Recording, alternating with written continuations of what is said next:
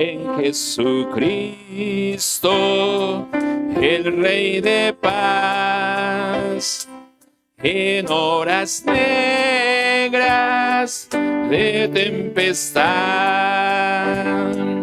hallan las almas dulces olas, grato consuelo,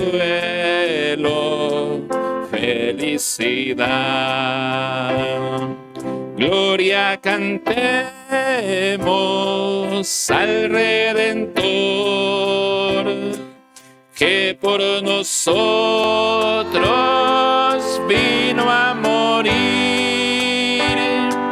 y que la gracia del Salvador siempre proteja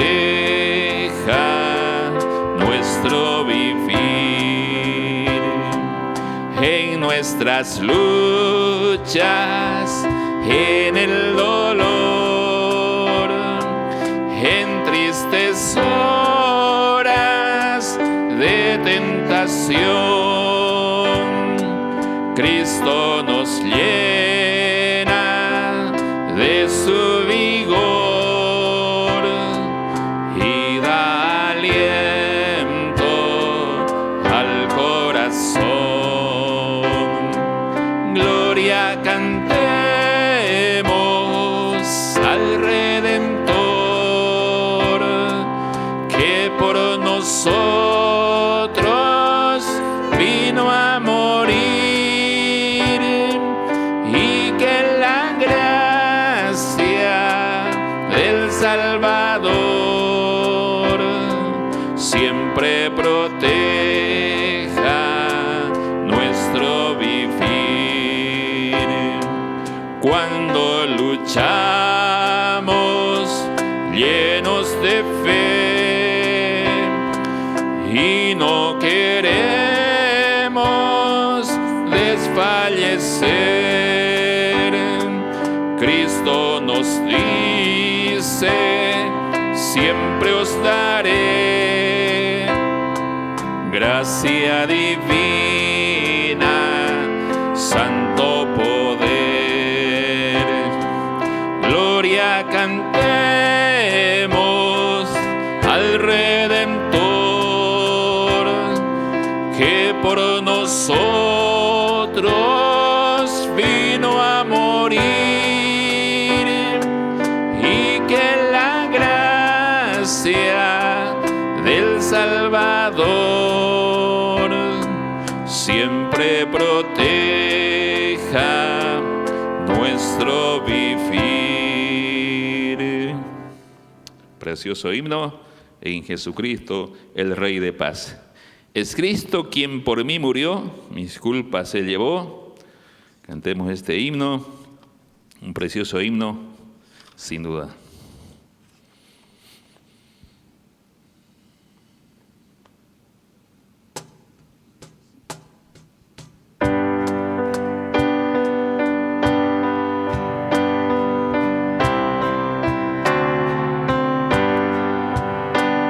Es Cristo quien por mí murió, mis culpas Él borró.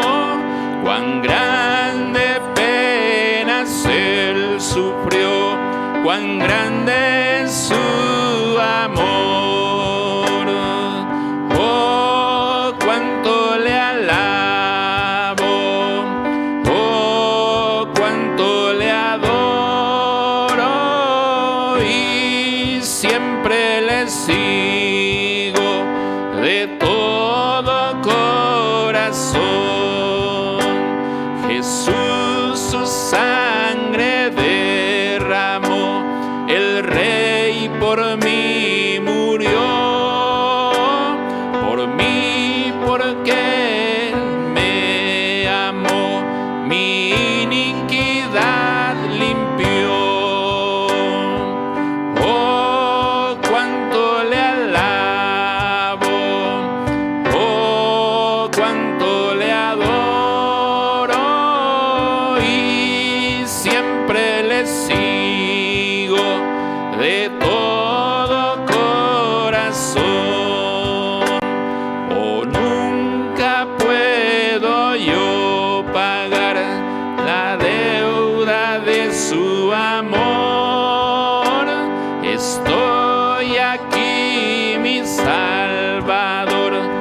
recíbeme, Señor. Oh, cuánto le alabo, oh, cuánto le adoro, y siempre le sigo de todo corazón. Vivir con Cristo me trae paz, con Él habitaré, pues suyo soy y de hoy en más a nadie temeré. Oh, cuánto le alabo, oh, cuánto le adoro, y siempre le sigo de todo corazón.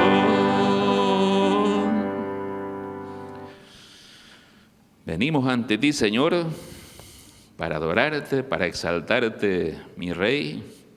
Cantemos.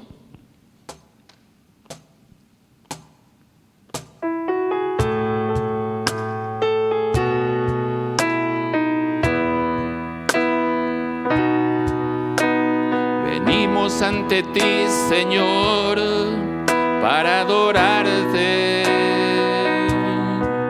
para exaltarte, mi Dios. Venimos ante ti, Señor, a tributarte toda la gloria, mi Rey. Venimos ante ti, Señor, para adorarte, para exaltarte, mi Dios. Venimos ante ti, Señor, a tributarte toda la gloria, mi Rey. Mejor es tu presencia que la vida,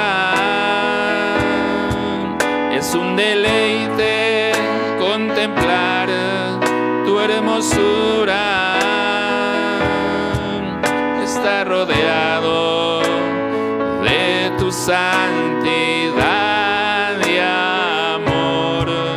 Tu presencia es lo mejor. Mejor es tu presencia que la vida. Es un deleite contemplar tu hermosura. Estar rodeado de tu santidad y amor. Tu presencia es lo mejor. Tu presencia es lo mejor. Tu presencia es lo mejor. Santa Biblia, para mí eres un tesoro aquí. Tú contienes la verdad, la divina voluntad.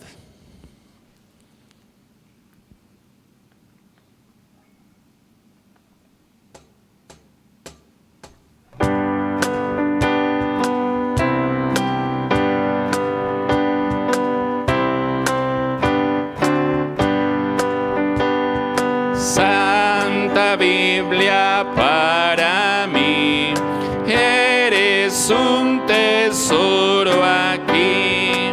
Tú contienes con verdad la divina voluntad. Tú me dices lo que soy, de quién vine y a quién voy.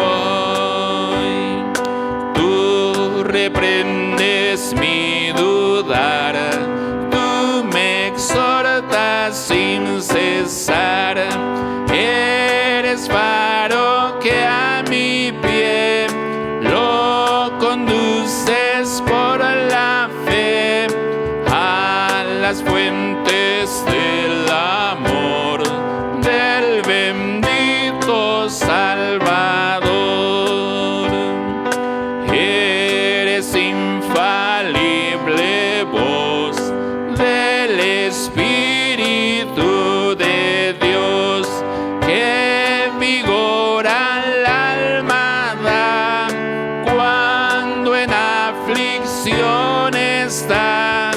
Tú me enseñas a triunfar de la muerte y el pecar. Por tu santa letra sé que con Cristo reinaré.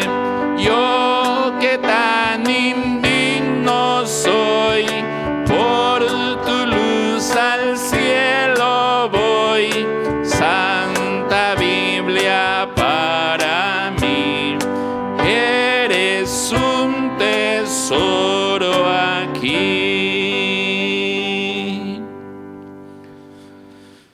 Vamos a cantar una alabanza más y voy a pedirle que se ponga de pie porque después vamos a estar un buen tiempo sentados. Así que mientras usted descansa un poquito, pagaste un alto precio por mí. Cantemos esta alabanza.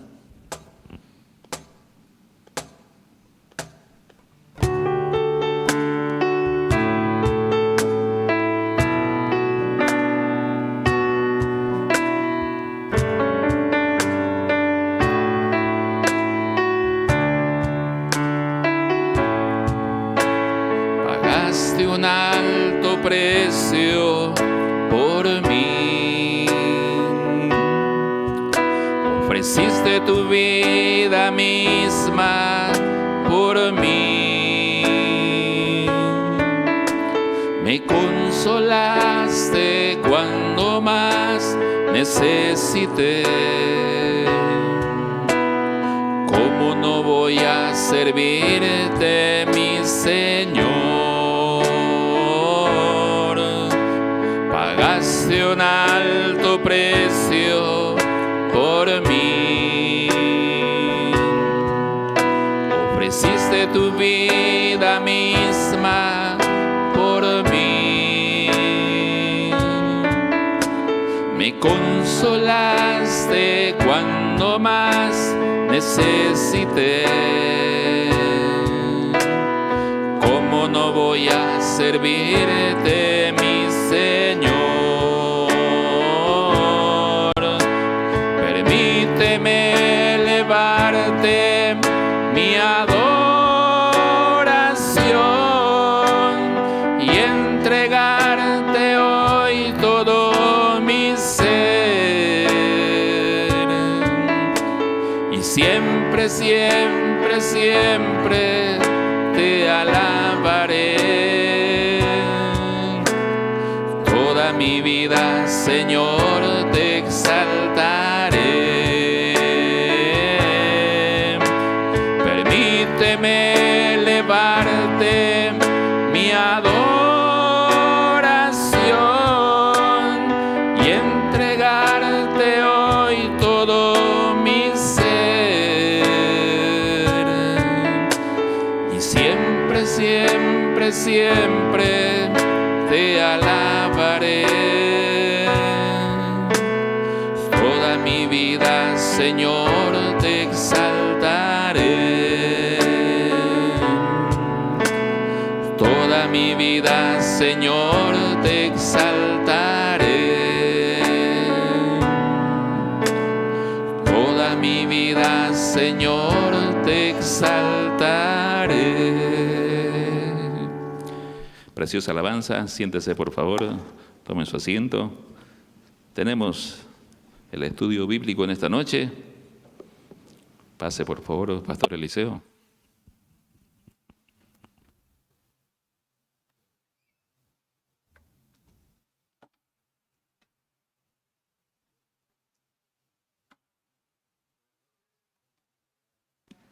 Buenas noches.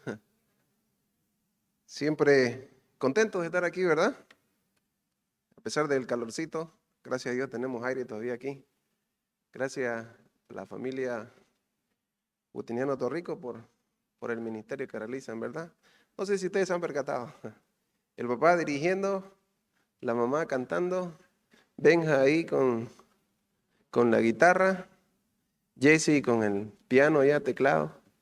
Y pronto la Mili ya va a aprender algo. Es un ejemplo, hermano. Que Dios lo bendiga y bendiga a su familia. Y así como ellos, ¿verdad? Hay varias familias acá que siempre han estado trabajando y colaborando en la obra. Pues mandar un saludo a todos esos conectados. Estaba mirando de quienes estaban conectados. Hay varios. Ahorita está la hermana Casilda, la hermana Wendy, hermana Jenny, mi mamá, la hermana Julia Fernández. Estarán por la hermanita que siempre oramos, ¿verdad? Y así hay varios. Hasta incluso veo un conocido ahí, Raúl, dice que está viendo, Raúl Terraza, si se acuerdan de él, está viendo, no, yo no sé hasta dónde llegará, ¿verdad? Ahora por el tema de las redes sociales. Y ahorita están en vivo como arriba de, ya son 20 personas que están viéndolo, pero después se van viendo los servicios, los cultos. Qué bendición, creo que es una de las cosas buenas que nos trae este tema de la pandemia. Vayámonos directo al estudio de hoy. Vamos a continuar el libro de Hebreos con el pastor Miguel. Estuvimos estudiando hasta el versículo 10, 11, ahí, ¿verdad? El anterior jueves. Leamos la palabra del Señor, estos versículos, hasta el versículo 17, para, si nos da el tiempo, llegar hasta terminar este bello capítulo. Hebreos capítulo 7, versículo 12 en adelante. Desde el 11 leamos hasta el 17. Si lo tienen, póngase de pie un ratito, por favor.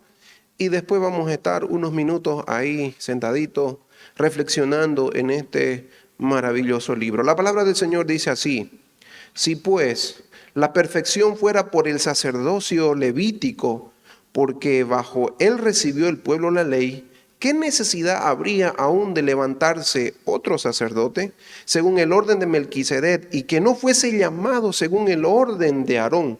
Porque cambiando el sacerdocio, necesario es que haya también cambio de ley. Y aquel de quien se dice esto es de otra tribu de la cual nadie sirvió al altar. Porque manifiesto es que nuestro Señor vino de la tribu de Judá, de la cual nada habló Moisés tocante al sacerdocio.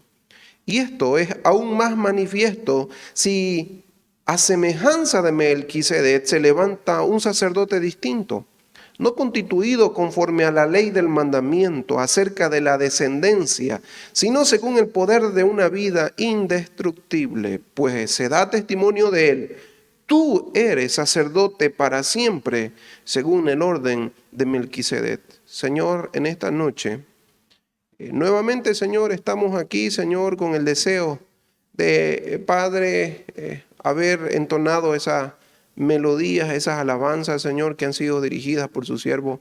Ahora, Señor, tengo la oportunidad nuevamente de estar aquí al frente, dirigiéndome, Señor, a mis hermanos, hijos tuyos también, y aquellos que están allá, Señor, detrás de un receptor, de un móvil, de un celular, y Padre, también conectados por el internet, para oír tu palabra, para, Señor, tal vez reflexionar en esto que el escritor de Hebreos quiso, Señor, que sus oyentes puedan conocer, comprender, salir desafiados, Señor, y tomar esas decisiones de creer en Jesús como el supremo sumo sacerdote nuestro. Así que, oh Padre, encomendamos nuestra vida y el tiempo de la enseñanza en sus manos, en el nombre de Cristo Jesús. Amén. Tome asiento. Estamos estudiando el libro de Hebreos, un libro no fácil para estudiar. Es un libro bastante complicado.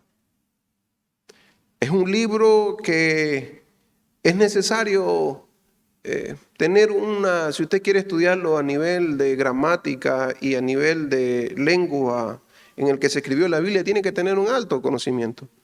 No quien sea se mete a estudiar ese libro. Es bastante complejo porque hay muchas figuras y la estructura es bastante retórica. Uno tiene que entender en el contexto en el que se escribió esto, cómo era la forma en que se escribía.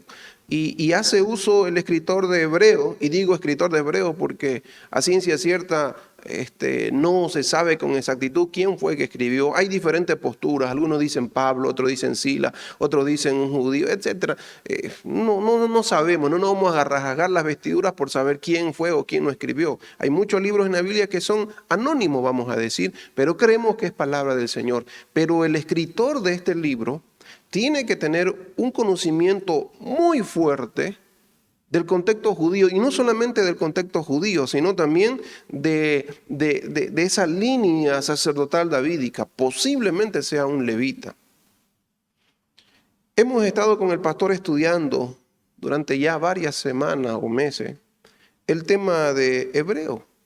Y en Hebreo resalta algo importante, y estamos llegando a ese clima, a ese tema central y principal que el autor de Hebreos nos ha ido presentando.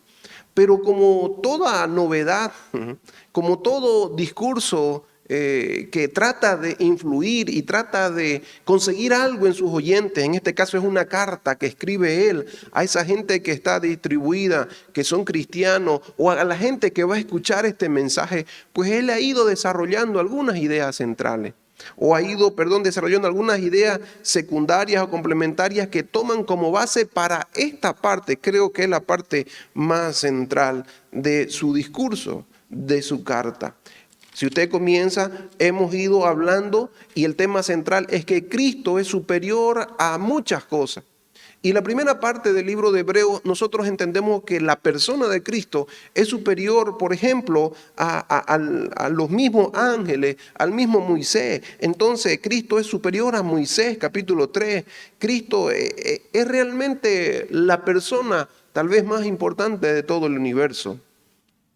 Y de pronto va a comenzar desde el capítulo 5 a hablar del sacerdocio de Cristo. Y en un contexto judío, pues, era el intermediario, era el puente. Y estaban buscando y estudiando, y encontré a un padre de la iglesia que hablaba acerca de este pasaje. En una homilía, en una predicación, en un sermón que él tuvo ahí por los años 379 a 389 más o menos, en esos años se calcula que este hombre escribió lo siguiente. Fue Gregorio Nacianceno, fue un arzobispo cristiano de Constantinopla del siglo IV. Y es conocido como uno de los padres capadocios. Entonces, en una homilía que él dedicó a la Navidad, él decía: el pueblo que permanece en la oscuridad de la ignorancia, vea la gran luz del conocimiento. Han pasado las cosas antiguas, todo cuanto existe ha sido recreado. La letra cede, el espíritu es superior, las sombras declinan, amanece la verdad, se adivina Melquisedec, el que no tiene madre aparece sin padre, primero sin madre, luego sin padre. Las leyes de la naturaleza tocan a su fin, debe cumplirse el mundo superior. Fin de la cita.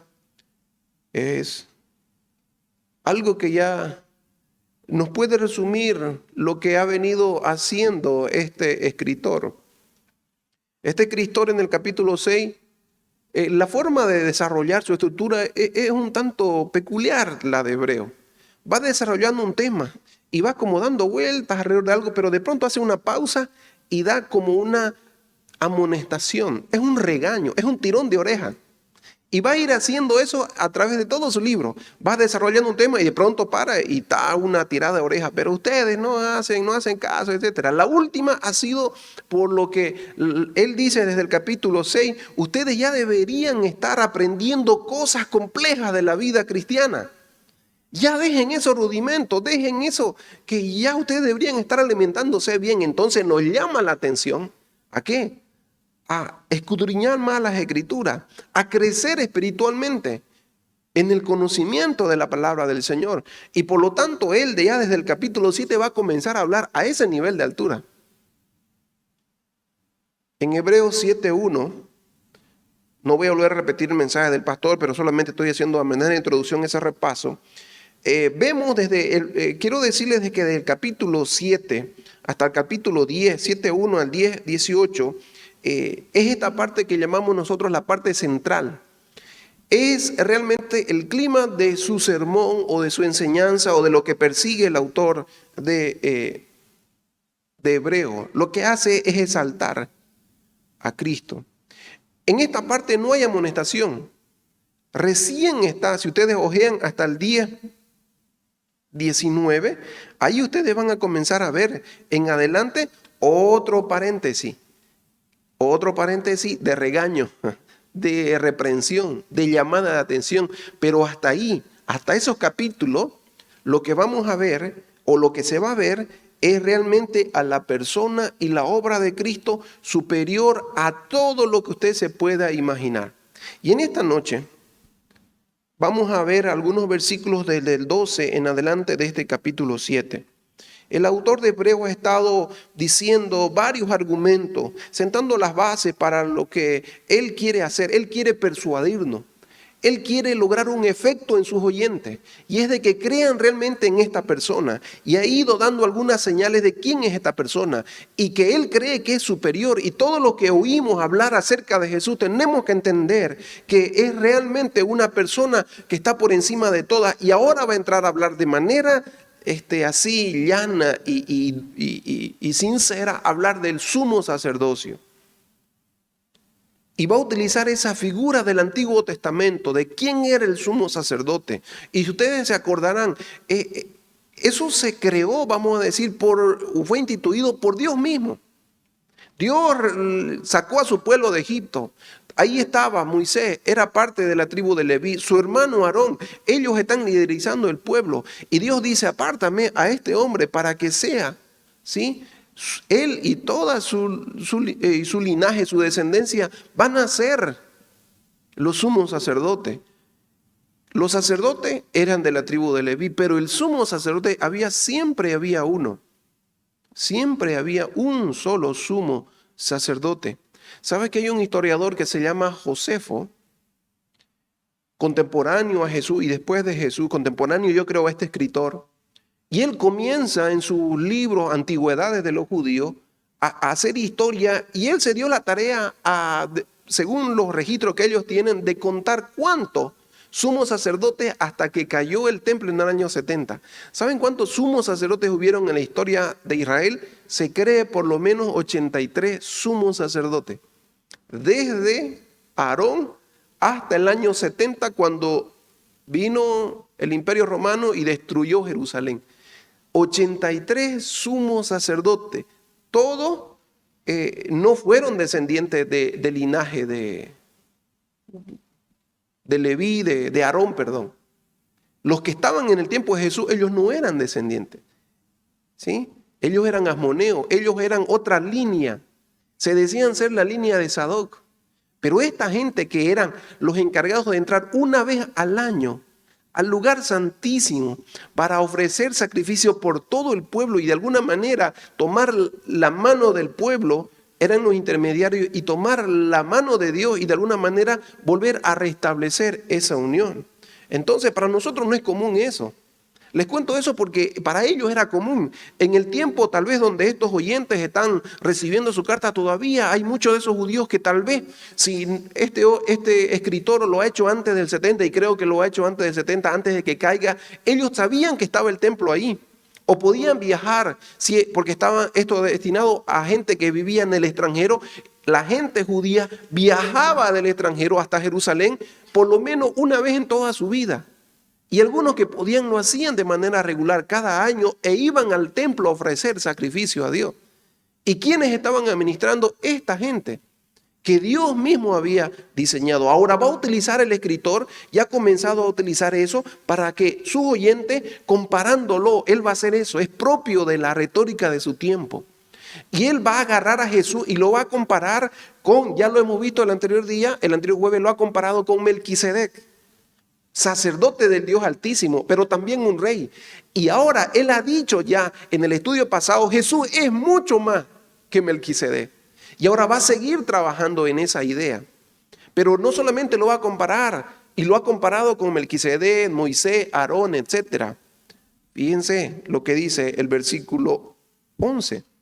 Si pues la perfección fuera por el sacerdote levítico, porque bajo él recibió el pueblo la ley, ¿qué necesidad habría aún de que se levantase otro sacerdote según el orden de Melquisedec y que no fuese llamado según el orden de Aarón? Porque cambiando el sacerdocio, necesario es que haya también cambio de ley. En Hebreos 7:11, entonces, ya desarrollando el argumento del escritor de Hebreo, vamos a ver que ya él va a cambiar un poco. Y con el pastor vimos el tema de Melquisedec. Melqui es mi rey, Sedec, justicia, mi rey de justicia.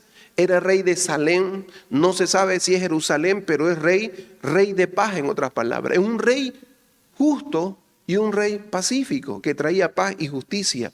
Este Melquisedec. Y entonces ya como que el foco ya no está en esa comparación del escritor. Ahora va a cambiar, va a girar un poquito hacia el mismo Cristo. Va a pasar a centrarse. Y lo que vamos a aprender es que Melquisedec no nos está tratando de enseñar de Melquisedec. Lo que nos está tratando de enseñar es de que Jesús era, o Melquisedec era un tipo de Cristo, que se va a cumplir. Él va a utilizar esa historia judía y que se vuelve a aparecer en Salmo 110 otra vez, pero esta vez ya bajo un juramento, este personaje, así es fugaz, y entonces utiliza eso, el autor de Hebreo, para demostrar realmente que Jesús ahora es el centro de todo.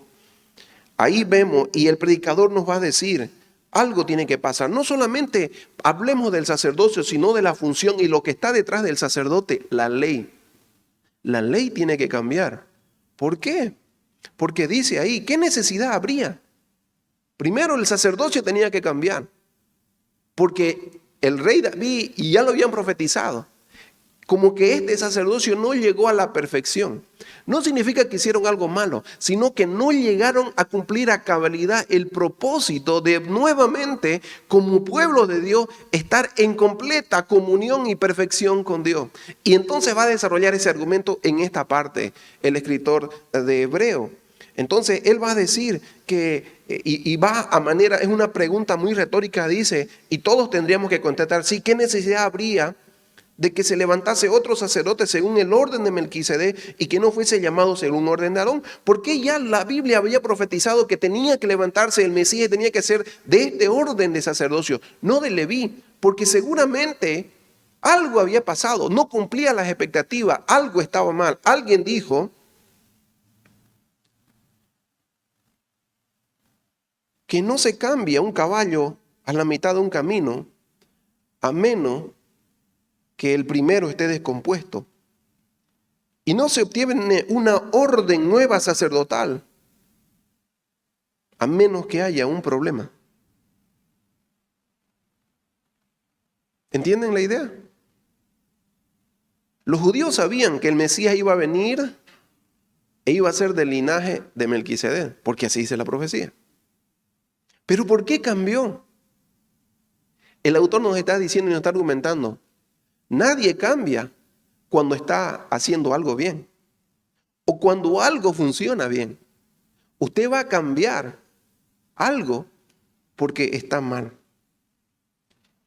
¿Y qué nos trata de decir? Esos judíos que siguen esperando a su Mesías o tienen expectativas diferentes acerca de ese Mesías, lo que trata de enseñar el escritor de Hebreos es que Jesús cumple todas esas promesas. Y la manera de cómo nosotros tenemos que ver a Jesús realmente es alabarlo, es espectacular. Y más que todo, Él ha venido a cambiar incluso la base del sacerdocio, la ley misma. La ley dependía la ley era el culto dependía de la ley. Todo lo que hacían los judíos con relación a Dios dependía de la ley, dependía de lo que Dios mismo había dicho. Y lo que está diciendo esto, si el sacerdote cambia o si el linaje cambia, también tiene que cambiar la ley. Entonces nuestro autor, el autor de Hebreo, está mirando la historia con ese lente sacerdotal. Y entonces él está viendo a través de ese antiguo pacto y él dice, esto no es suficiente. esto no va a ser suficiente para llegar al conocimiento perfecto de Dios. Y desde el versículo 12 entonces dice, porque cambiado el sacerdocio, necesario es que también haya un cambio de ley.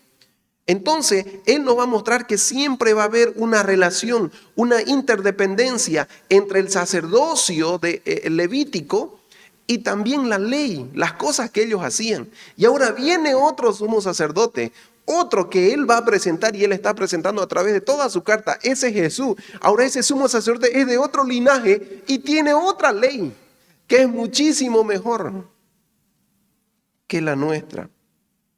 Entonces la ley mosaica, así de manera directa, según los ojos de este autor y según lo que nos está enseñando, ya no tiene una vigencia completa. Cristo ha venido y ha cambiado eso. Entonces, Pastor Eliseo, ya no sirve el Antiguo Testamento. Hubo un hombre que se llamó Marción en la antigüedad, que él vio un Dios déspota, un Dios, y dijo, no, esto no me gusta. Y eliminó el Antiguo Testamento. Y él fue uno de los primeros hombres que comenzó a ordenar el Nuevo Testamento. Claro, él discriminó y él tuvo ahí, ¿verdad?, sus libros. Fue el primero, un hereje, en seleccionar y decir, estos libros sí me gustan, estos no, etc.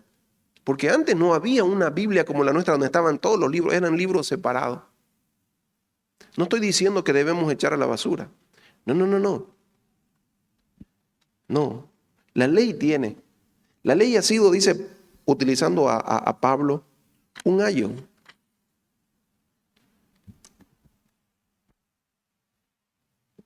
¿Cuál es más grande? ¿Mi móvil o la Biblia? La Biblia. Imagínense que este sea el nivel de perfección. Esto es lo que Dios quiere que usted y yo hagamos. ¿Cuál va a llegar a ese nivel? Pero yo no puedo decirles a ustedes cuál es más grande, la Biblia o la nada. Pues no podemos comparar con nada. Nosotros tenemos la ley para comparar. Y tenemos ahora a Cristo. Y lo que está haciendo en todo este libro es hacer eso. Él utiliza a un personaje como Moisés y lo compara con Cristo. ¿Cuál es mejor? Ahora nos va a decir, esta es la ley del Antiguo Testamento y ahorita vamos a entrar, ¿por qué no sirve la ley del Antiguo Testamento? Para realmente llegar a la perfección divina. Esta es la ley, no alcanza. No significa que está mal, sino no cumple eficazmente ese propósito. A esas comparaciones de unir cosas, ¿sí?, es parte de ese tiempo. Cuando alguien quería alabar, y aquí va a comenzar a alabar y dar algunas cosas muy bonitas de Jesús.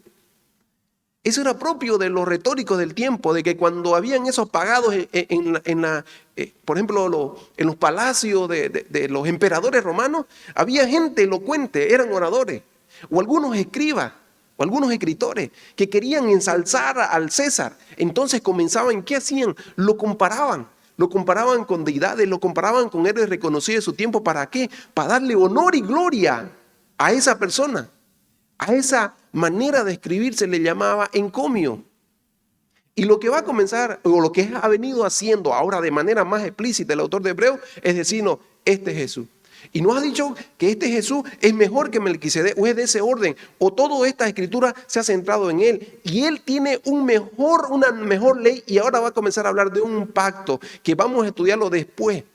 No solamente es mejor que cualquier ser humano, no solamente es el que va a unir a la humanidad con Cristo, sino que es aquel que trae una nueva ley, un nuevo pacto, en el cual sí nosotros podemos llegar a ser más perfectos. Pero la ley sirvió para comparar eso.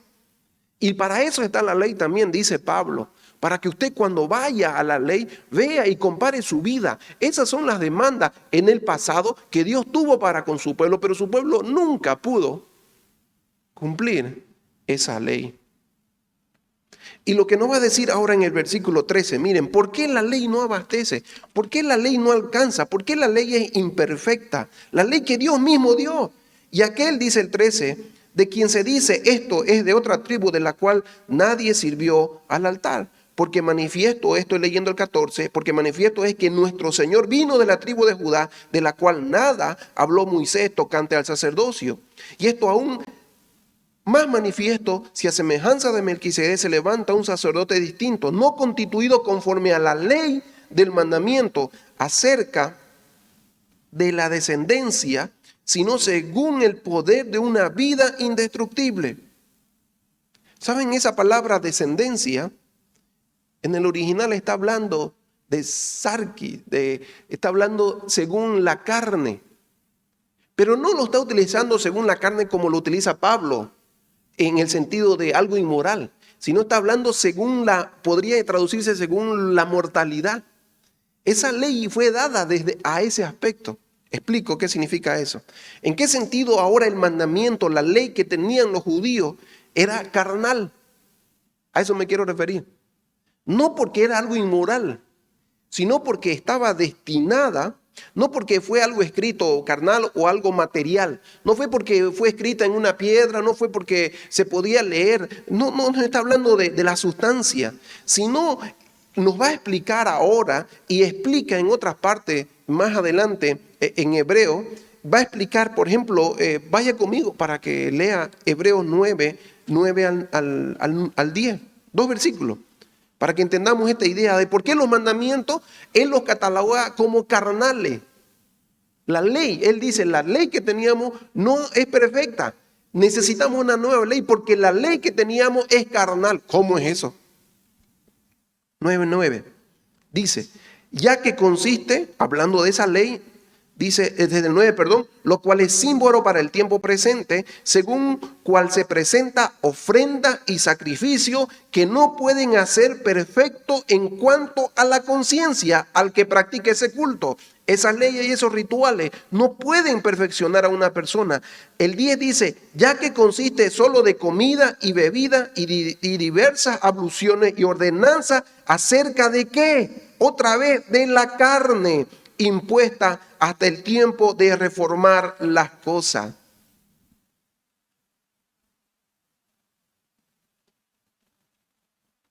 Significa que la ley se implementó o Dios la dio a la humanidad porque era necesario.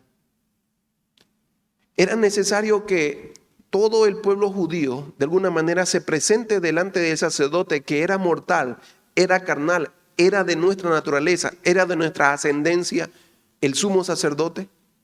Y lo que él hacía de alguna manera, al parecer, cubría, es como maquillaba el pecado de nosotros. Usted en la antigüedad, para que tenga una idea, cometía un pecado. Cometía un pecado. Cualquiera que sea, imagínese. ¿Qué es lo que tenía que hacer? Tenía que ir al templo, buscar un sacerdote. Usted no podía entrar a la presencia de Dios, porque si usted entraba a la presencia de Dios, moría. Literalmente, no podía, necesitaba un intermediario. Y usted iba al intermediario y le decía, he pecado, sacerdote, mi señor. Y él le decía, ¿qué has hecho? Está bien. ¿Y qué has traído para compensar ese pecado? Para entrar a la presencia del Señor y rogar e interceder por vos y tu pecado. He traído esta vaquita, porque tengo posibilidades. O he traído esta ovejita. O he traído estas palomitas. O por último he traído este puñado de harina. Y eso él iba y lo ofrecía al Señor. Y él entraba al lugar, a la presencia de Dios. Y de alguna manera, ¿era para qué? Para que Dios de alguna manera pueda cubrir el pecado de esa persona. O sea, era externo. Y esa persona decía, Dios ha recibido, mira, ha subido tu ofrenda, Dios vete, no vuelvas a hacerlo. Y ahí le bendecía, la bendición sacerdotal. Siempre que venían, le decían, que el Señor te bendiga, que te traiga paz, etcétera. Y ahí lo despachaba. Y él se iba diciendo, ay, mi pecado ha sido cubierto. Pero eso dice ahora el escritor que no es necesario, porque eso era un maquillaje externo, era algo externo, algo carnal. Y ahora lo que nosotros no necesitamos, o el pueblo de Dios necesita, o usted y yo necesitamos, es un cambio de conciencia, es un cambio interno que no produce la ley, que esos rituales no producen. Por lo tanto necesitamos otro sumo sacerdote que no sea mortal, que no sea carnal, que no sea de nuestro linaje. Necesitamos otro sumo sacerdote. Y ese sumo sacerdote es Cristo. Y lea conmigo los siguientes versículos. Pues da testimonio de él, dice el 17, tú eres sacerdote para siempre, según el orden de Melquisedec. Y cuando habla de Melquisedec, ya he explicado antes, ya lo explicó el pastor, un sacerdocio eterno. No tiene padre, no tiene madre. Un sacerdocio eterno de ese tipo. No viene del linaje. Y es el primer sacerdote que se encuentra en la Biblia, ¿sabían? Y hay muchos otros sacerdotes. ¿Sí? No solamente era el único. Hay fuera de la tribu de Leví han habido sacerdotes que iban y ofrecían, entraban en directa comunión con Dios. Posiblemente Job sea uno de ellos. Se dice que él ofrecía sacrificios, ¿verdad? Y viendo en el contexto que era de tiempo de los patriarcas, Job era también. Y cuando Moisés va escapando y llega a ese lugar, a Madián, ¿qué dice que era su suegro? O el que llegó a ser su suegro, sacerdote también. Las hijas eran, dice, hijas del sacerdote de Madián, sacerdote del Dios Altísimo. Ahí había muchos linajes, pero ellos creían que el linaje era de Leví, que ellos que ser por descendientes de Abraham eran salvos. Y lo que ha tratado de hacer es descartar todos esos argumentos. No es por nacer de una descendencia, no es por ir a un sacerdote que tú vas a volver a tener perfecta comunión o vas a hacer lo que Dios quiere. Tiene que ser por la persona de Cristo. Entonces llegamos al versículo 18. Y entonces va a comenzar a hablar como Jesús, ese sumo sacerdote, y hará un mediador de un nuevo pacto. Lea el 18 conmigo. Queda pues abrogado el mandamiento anterior a causa de su debilidad e ineficacia. Pues nada perfeccionó la ley y de la introducción de una mejor esperanza por la cual nos acercamos ahora a Dios. Y esto no fue hecho sin juramento, porque los otros ciertamente sin juramento fueron hechos sacerdotes, pero hablando de Cristo, con el juramento del que dijo, juró el Señor y no se arrepentirá, tú eres sacerdote para siempre, según el orden de Melquisedec. Entonces aquí el autor ya va a ir directo al grano. Y como resultado él va a exaltar a Jesús y va a decir, esta es la persona. Ya que no sirven los otros sacerdotes de la antigüedad, porque son carnales. Ya que no sirve esa ley porque no te cambia desde adentro, sino que te maquilla solamente, te quiero presentar al que sí es la solución. Ese es Cristo. Y ese está reemplazando ahora, ¿leyeron ese término? Abrogar, ¿verdad? Abrogar. ¿Por qué ya tú y yo no vamos a Jerusalén? ¿Por qué no sacrificamos acá? ¿Por qué no cumplimos los 613 mandamientos? Porque fueron abrogados. La forma fue abrogada, no la esencia. Porque ya cuando vino Jesús, le preguntaron cómo él resumía la ley. En otras palabras, ¿cuál era la esencia de la ley? Y él varias veces dijo, yo no he venido a incumplir la ley, he venido a cumplirla de manera completa. Y él la resumió de esta manera, amarás a Jehová tu Dios con todo tu corazón, con toda tu mente, con toda tu alma. Y el segundo mandamiento es semejante a ese. O sea, resumió los 5 primeros mandamientos en esa relación que uno tiene que tener con Dios. Amarlo de manera total y completa. Depender de Él de manera completa. Y el segundo es semejante. Esa dependencia con Dios ahora se traduce en mi relación con mi prójimo. Amarás a tu prójimo como a ti mismo. Pero la humanidad nunca llegó a satisfacer las demandas o a cumplir eso de manera cabal. Ese joven que prediqué el otro domingo, que vino a Jesús y le dijo, yo lo he cumplido desde mi juventud. Le dice Jesús, por poco le dijo, no, está mentiroso. Entonces anda, ve todo lo que tienes y dale a los pobres. Está diciendo, demuéstrame que realmente amas a tu prójimo. ¿Y qué hizo el joven? Se fue triste. Porque Jesús no vino a eliminar la esencia de la ley. Él vino a cumplirla y a darnos a nosotros la verdadera esencia. Y estos judíos se habían quedado en la forma, en los rituales, en la manera. Y lo que está haciendo el escritor de Hebreo, es decir, eso no sirvió. Y él dice en el 19, ¿verdad? Y esto dice, pues nada, dice, perfeccionó la ley. Y más adelante también utiliza otra palabra, a nadie. O sea que la ley por sí misma no salva, no hace perfecto a ningún ser humano, no lo ha hecho ni lo va a hacer. Imagínense el impacto de esta carta para sus oyentes que eran judíos. Es como si yo le dijese ahorita, de nada sirve que vengan al culto. De nada sirve orar y cantar y hacer un montón de cosas. Esto ya no pasó, hay otra manera. Cerremos esto. La gente que estaba escuchando y era del contexto judío, yo digo que se quería rasgar la vestidura. Pero ¿sabes qué? Él ha llegado a dar argumentos para decir que ahora Jesús es el sumo sacerdote.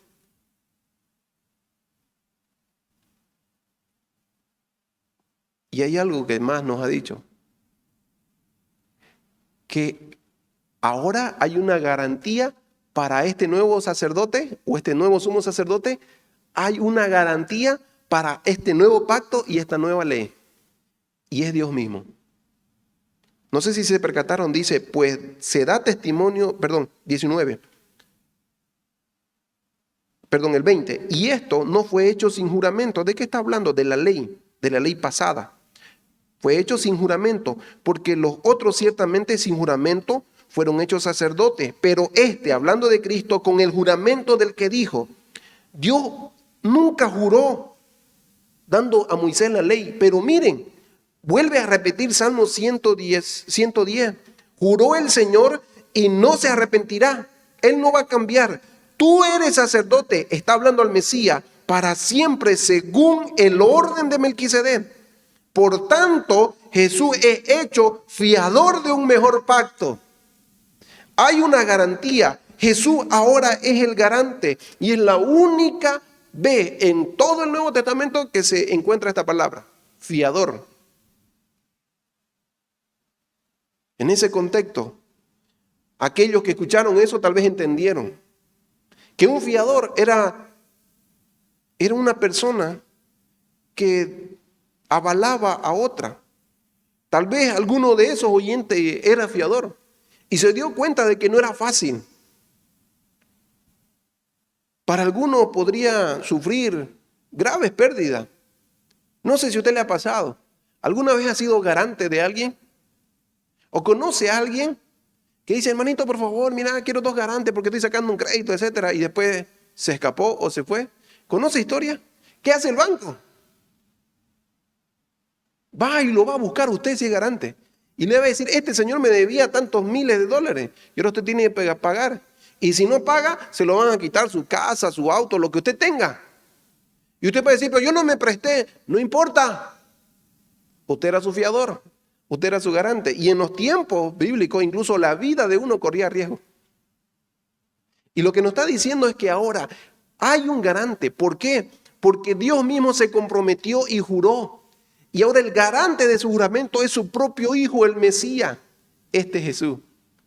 Y ahora les está diciendo, díganme, queridos oyentes judíos, que siguen practicando la ley, ¿cuándo juró Dios por esos sacerdotes?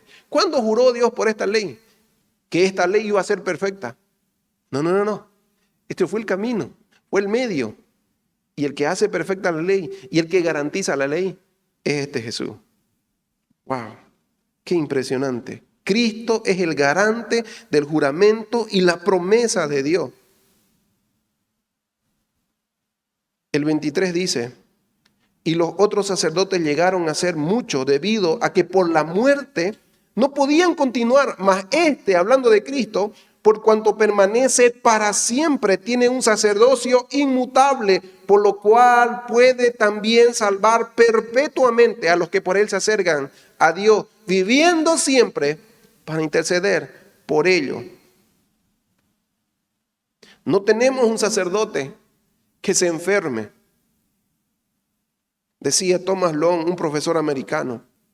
No tenemos un sumo sacerdote, a Jesús hablando, que se vaya de vacaciones. o se caiga en el trabajo, o se canse de nuestras necesidades, o se comprometa en ciertas cosas y no nos preste atención, o se aproveche de nosotros para su propio beneficio. Tenemos un sumo sacerdote fiel y firme en quien se puede confiar. Ahí utiliza una palabra, inmutable. Significa tal vez para siempre, permanente, que permanece. Los sacerdotes morían y se acababa. Pero este muere y comienza su sacerdocio y es para siempre. Yo creo que ya se sabía y estaba ahí la enseñanza. Y había muchos testigos que vieron a Jesús resucitado. El sacerdocio de Jesús es para siempre. Él no muere y Él está presente. Fíjese cómo está estructurado esto y qué es lo que nos está diciendo. Por lo cual, este versículo es famoso, ¿verdad? El 7:25, por lo cual puede también salvar perpetuamente a los que se acercan a Dios, viviendo siempre para interceder por ellos. ¿Sabes cuál es el propósito de Dios de irse ahora al cielo? Es que dice que aquellos que se acercan a Dios,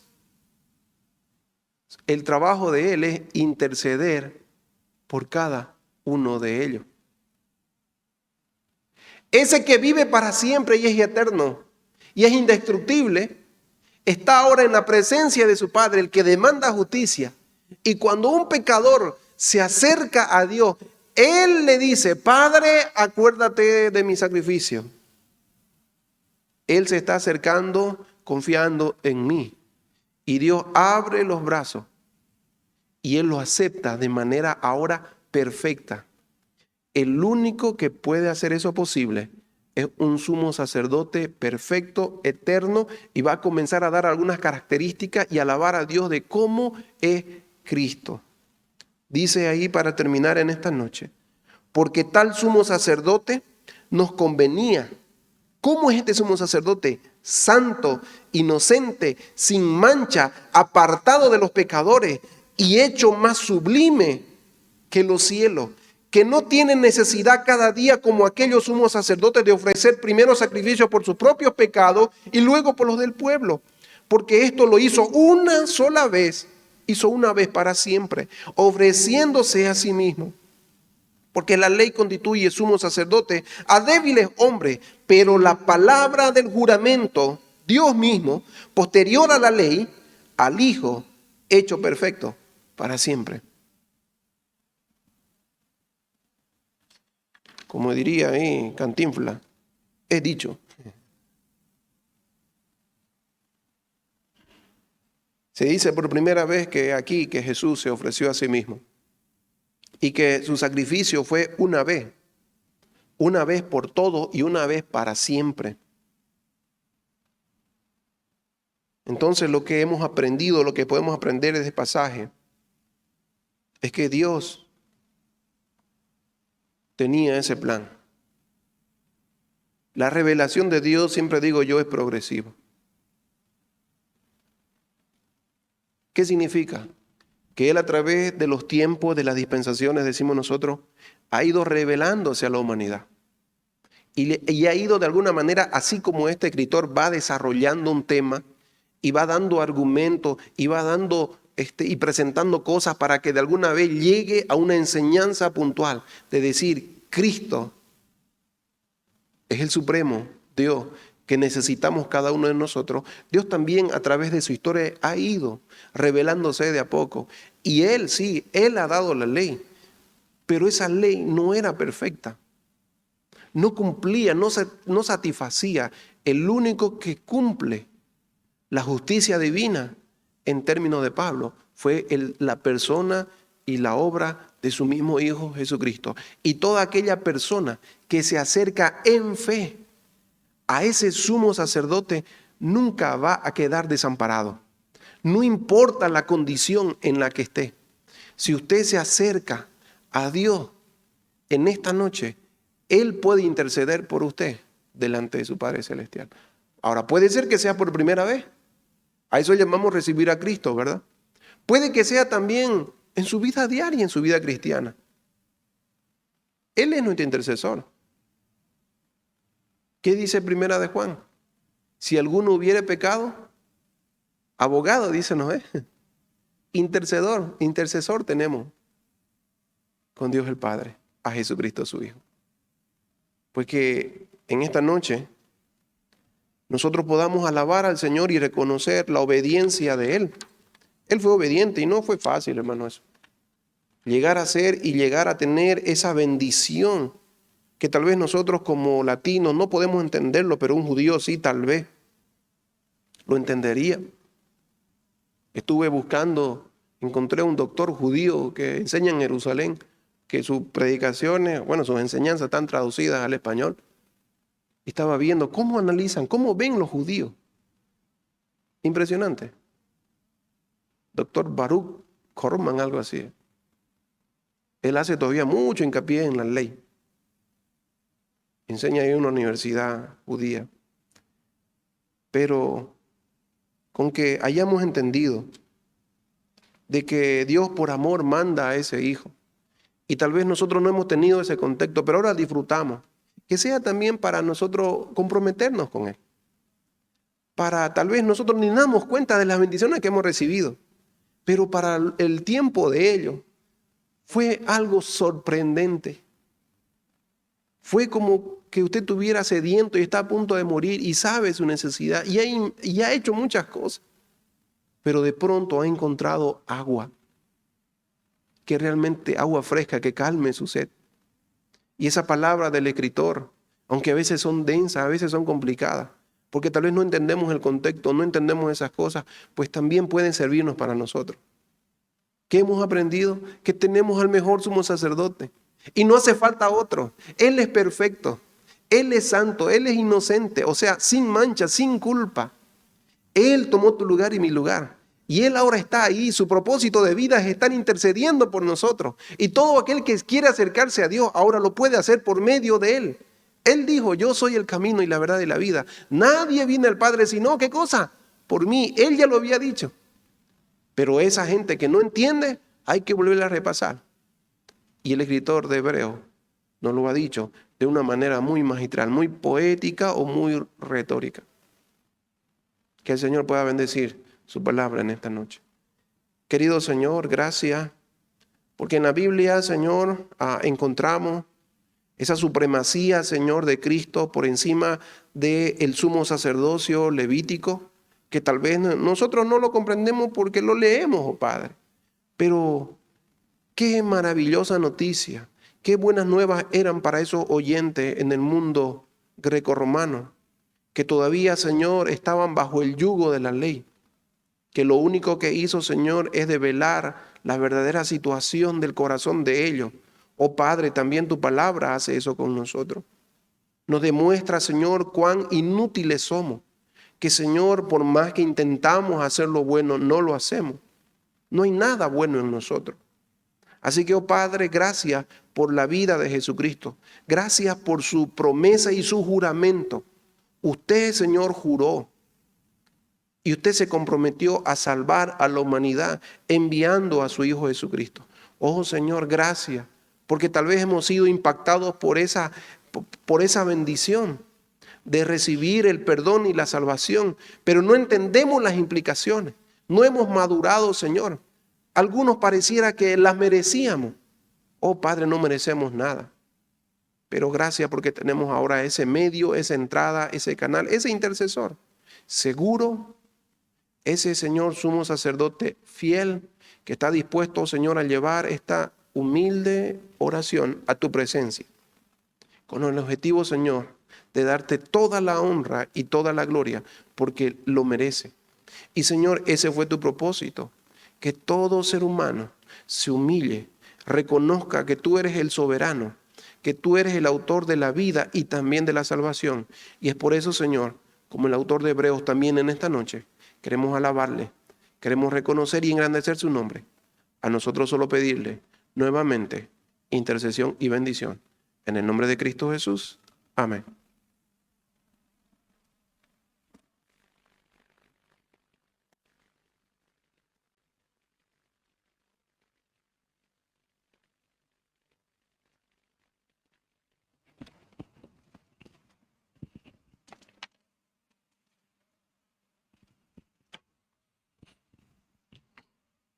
Voy a pedirle que se ponga de pie, por favor. Vamos a recoger las ofrendas. Si usted quiere dar su diezmo también.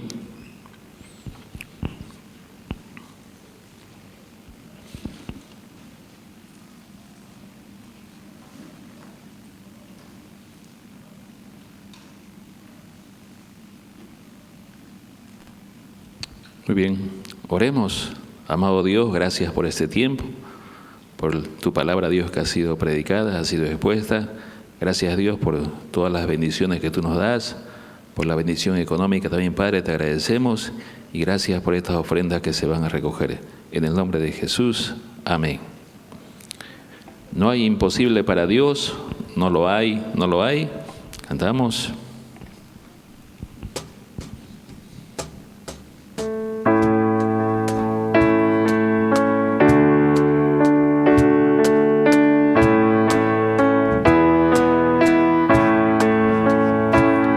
Imposible para Dios, no lo hay, no lo hay. Mi Dios tiene todo poder. Él hizo todo lo que existe, el cielo, tierra y mar. Mi Dios tiene todo poder. No hay imposible.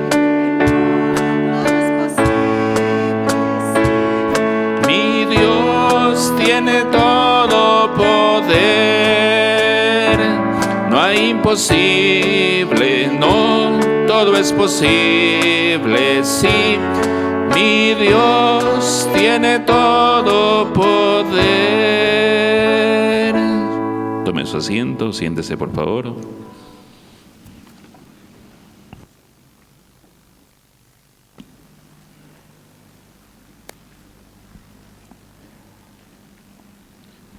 Gracias nuevamente por su asistencia, queridos hermanos. Notarán la ausencia de los dos pastores, ¿verdad? Y que nos está enseñando el pastor Miguel acá. Pues él está pasando clase ahorita, ¿verdad? Él ha postergado mucho el tema de su tesis, entonces oremos también para que el Señor le dé sabiduría.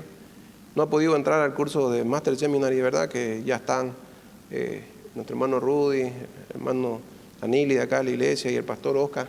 Él pidió que oren por ellos, ¿verdad? Dios no ha permitido, pero entonces él se ha animado de una vez a hacer la tesis para graduar de la UEB en licenciatura en teología, así que él ya hoy comenzaron su clase. Entonces, él está ahí, no es que esté en otro lugar. Sí, él está ahí en la oficina pasando clase. El pastor Bernal está predicando, fue invitado por la iglesia Fuente de Agua Viva para que desde el día de hoy hasta el domingo en la noche le esté llevando una serie de conferencias, creo que van enfocadas a la familia.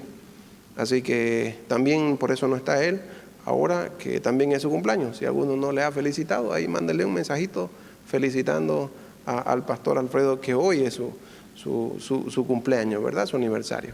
Así que los cultos regulares, hermanos, pues están entre semana, los martes estamos saliendo a visitar también, aparte de orar, los jueves como ahora. Los miércoles y viernes tenemos el Instituto Bíblico. Sábado los jóvenes tienen su reunión en la noche, pero en la tarde están los de Oanza. 3 de la tarde, no sé si toca, están haciéndolo un día presencial, otro día no, ¿verdad? Los grupos convencionales, Chipita, Antorcha, Llama, y a las 5 sí o sí presencial, sí, los de JB, un hermoso grupo. Los domingos, entonces, mantenemos los servicios con la variedad de que el domingo ya es a las 10:30, no va a ser a las 10 de la mañana. El segundo servicio, el segundo culto va a ser 10:30. 8 el primero se mantiene y 10:30 para tener un poco de espacio.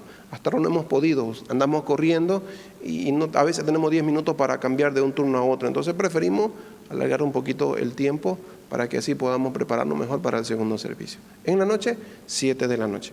Así que hay las peticiones de oración, pues para esta noche, aparte de orar por lo que he mencionado, por nuestros pastores, por aquellos que todavía están delicados de salud. ¿Sí? Aquellos hermanitos que están, como el hermano Limber, gracias a Dios está mejor y está en recuperación, pero que el Señor lo termine de recuperar. Personas como la hermana Julia, que batallan constantemente con esa enfermedad, la hermana Nueva, se llama María Isabel, ¿se acuerdan? Ella pidió también por su hogar. Dios está comenzando tal vez a establecer.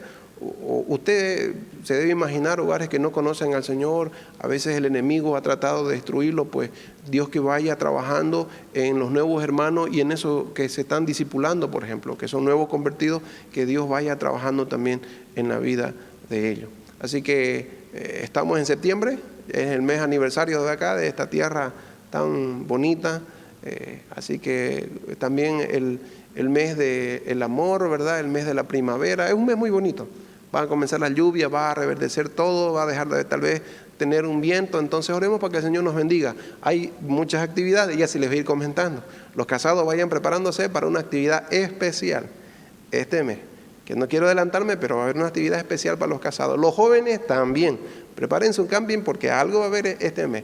Así que busque con quién orar en esta noche, que puedan compartir petición de manera personal con alguno de ustedes, no se vayan nomás así sin orar, así que, y dejo el tiempo para que haya ese tiempo de comunión y oración entre ustedes. Que el Señor les bendiga.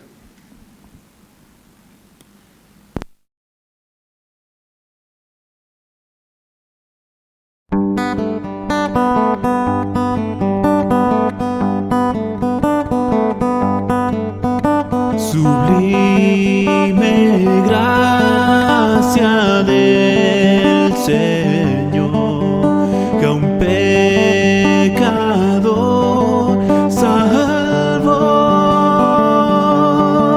Fui ciego, mas hoy veo yo, perdido, y Él me halló. Su gracia me enseñó a temer, mis dudas ahuyentó. Oh, cuán precioso fue a mi ser cuando Él me transformó. De mis cadenas libres soy, mi Salvador me rescató, y con el mar fluye su amor, sublime gracia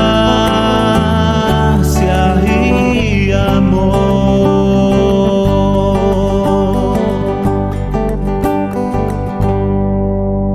En los peligros y aflicción que yo he tenido aquí, su gracia siempre me libró y me guiará al hogar. De mis cadenas libres soy, mi Salvador me rescató, y con el mar fluye su amor, sublime gracia y amor. De mis cadenas libres soy en ti, Salvador, mi Salvador me rescató, y con el mar fluye su amor, sublime gracia y amor. Y cuando en Sión por siglos mil brillando esté cual sol,